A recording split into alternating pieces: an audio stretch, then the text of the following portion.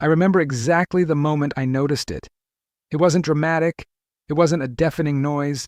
It didn't knock me down or stop me from going about my day. It was something far more subtle than that. And maybe that's exactly why it took me so long to take it seriously. It was a sound, thin, constant, almost like a quiet whistle living somewhere deep, not outside of me, but inside, like someone had left a device running on silent inside my head, and I couldn't find the switch to turn it off. At first, I ignored it. That's what most people do. We tell ourselves it's fatigue, that it's stress, that we slept badly, that we had too much coffee. We create an explanation, sweep it under the rug, and keep moving, because life doesn't stop, and we were taught not to stop either. But the days passed, and the sound stayed. It was there when I woke up. It was there while I worked. It was there during conversations, during meals, during moments of distraction, and it was there, especially, when the world around me finally went quiet. In the nights, in the silences, in those moments when you lie down, close your eyes, and wait for rest to come. And instead, what you find is that sound, that hum, that constant presence that gives you no peace. And that's when something shifts inside you, because it stops being just an annoyance. It becomes a question, a doubt, a thought that shows up in the dark and asks, why won't this go away? What is happening inside me that I'm not seeing? And if you've lived that, if you know what it's like to lie in a completely silent room and still not be able to find silence, then you understand exactly what I'm talking about. It's not just the noise that bothers you, it's what it represents. It's the feeling that something, somewhere, is out of place.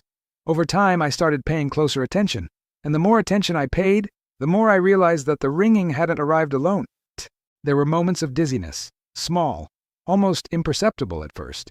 That feeling that the floor shifted slightly when you stood up too fast.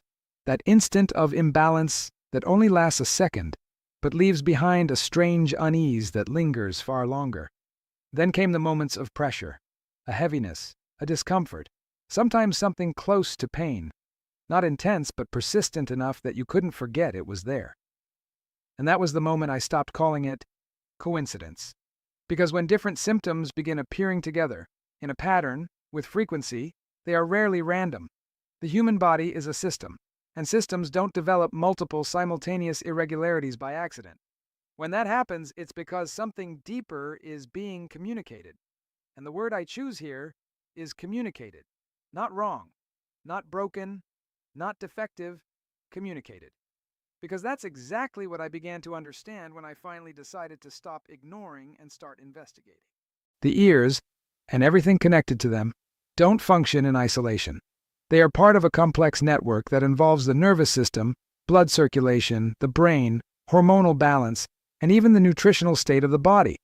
When any part of that network begins functioning below its ideal, the effects ripple outward, and very often, the first place those effects appear is in the auditory system, because it is extraordinarily sensitive, extraordinarily precise, and extraordinarily dependent on internal conditions we rarely monitor. Think about the tiny blood vessels that supply the inner ear, capillaries so delicate that even a meaningful variation in blood flow is enough to interfere with the function of the hair cells, the ones responsible for capturing and transmitting sound. When circulation is compromised, those cells don't receive enough oxygen and nutrients, and when that happens over a prolonged period, the auditory system begins generating signals that don't correspond to any real external stimulus. That is, in many cases, the mechanism behind tinnitus. But compromised circulation rarely appears out of nowhere. It is, in most cases, the result of a combination of factors that have been quietly accumulating over time. Chronic stress is one of the most common, and one of the most underestimated. When the body lives in a prolonged state of alert, cortisol levels remain elevated, and excess cortisol sustained over time affects the blood vessels, alters blood pressure, and compromises sleep quality, which in turn compromises the nervous system's capacity to recover. It's a cycle, and once it's established, it feeds itself. Then there are nutritional deficiencies, and here I want to be specific, because I'm not talking about something vague. There are nutrients with a direct and documented role in the health of the auditory and nervous systems. Magnesium, for example, has a protective function for the cells of the inner ear, especially against damage caused by excessive sound exposure. Zinc is involved in cellular signaling processes in the auditory system, and its deficiency has been consistently associated with tinnitus. B vitamins, especially B12, are essential for the integrity of myelin, the protective sheath around nerve fibers. Without it, the transmission of nerve signals becomes irregular, noisy, imprecise, and the issue is that most people suffering from chronic ringing have no idea they're deficient in these nutrients, because the symptoms of nutritional deficiency are vague, gradual, and easily confused with other things. Fatigue, irritability, difficulty concentrating. We don't connect those dots, but the body does. And beyond all of that, there are modern habits, the ones we don't think of as harmful, because they've been normalized, because everyone does them, because they don't hurt in any immediate or obvious way.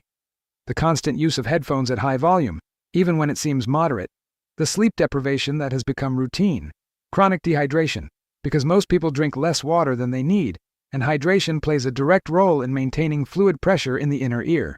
Excess caffeine, which can heighten the perception of tinnitus in sensitive individuals. Ongoing exposure to noisy environments without protection. All of it adds up. All of it creates a load on a system that at some point begins showing the first signs that it can no longer regulate itself efficiently. And the hardest part of all of this isn't the symptom itself. The hardest part is that we learn to adapt.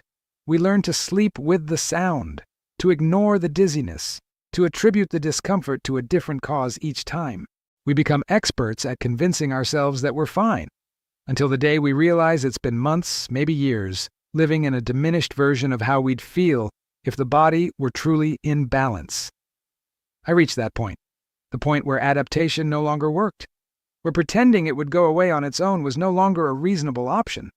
And along with the physical symptom came something heavier, the frustration of not knowing what to do, the uncertainty about what was actually wrong, and that quiet fear, the one that people with tinnitus know well, that maybe this was permanent. That fear is a very specific one, because tinnitus isn't like a pain you wait to pass. It's there when you wake up. It's there when you try to rest.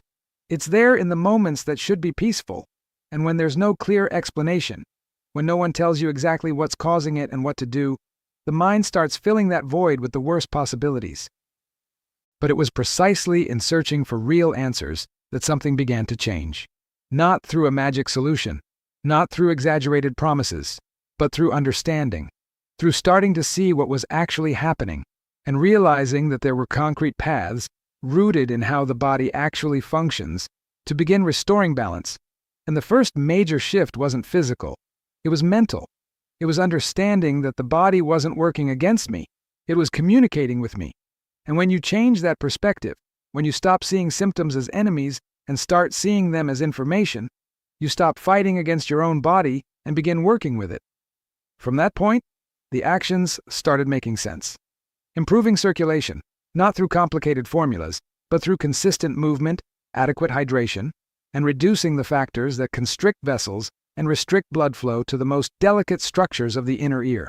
Restoring nutritional balance, identifying the specific deficiencies, and giving the nervous and auditory systems the components they need to function properly, signal correctly, and repair themselves. Reducing sensory overload, creating space for the auditory system to breathe, less exposure to unnecessary noise, less constant stimulation, more intentional quiet, not the anxious silence of the night when the ringing seems loudest, but chosen restorative silence.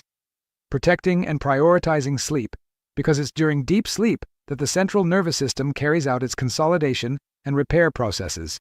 Without quality sleep, the recovery cycle never completes. The system stays in a permanent state of maintenance, never truly restoring itself. None of these things are revolutionary. None of them go against what human biology has shown us for decades. But when applied in combination, consistently, with genuine intention, the effects are real. The changes didn't happen overnight. It wasn't like that. But they were real, and they were progressive. The dizziness was the first to ease. Those small oscillations of balance became less frequent, less intense. Then came the reduction in discomfort. That pressure that used to appear without warning became sporadic, and then almost absent. And the ringing, that unwanted companion that seemed to have settled in permanently, began to lose intensity, to recede, to stop occupying the foreground of perception. But more important than any of those specific symptoms was what happened to the overall quality of life. Sleep improved, Concentration improved. That diffuse sense of anxiety I hadn't even realized I was carrying began to dissolve. And along with all of that came something I hadn't anticipated: clarity. A deeper understanding of what my body needs, how it works, and how I can continue to support it. Not in response to crises, but continuously, preventively, consciously. Because that is the most lasting change that can happen. It's not just about relieving a symptom. It's about learning the language of your own body.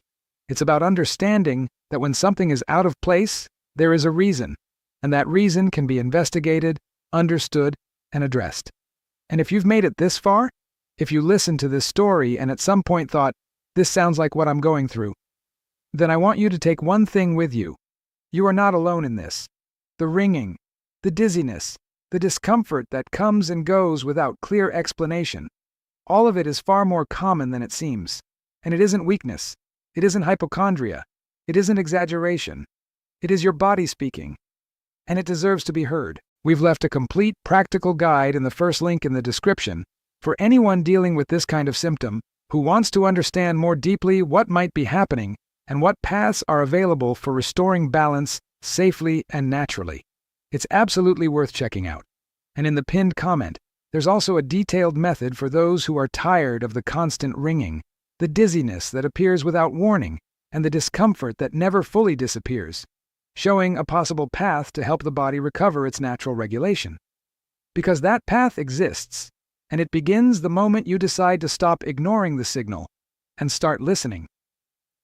If this message resonated with you, if at any point you recognize yourself in this story, click subscribe, because this is only the beginning. In the next videos, we're going to keep going deeper into how the body communicates, into how the nervous system, circulation, and nutrition connect in ways we're rarely taught to notice, and into how you can, step by step, take back control of your own health. Until next time.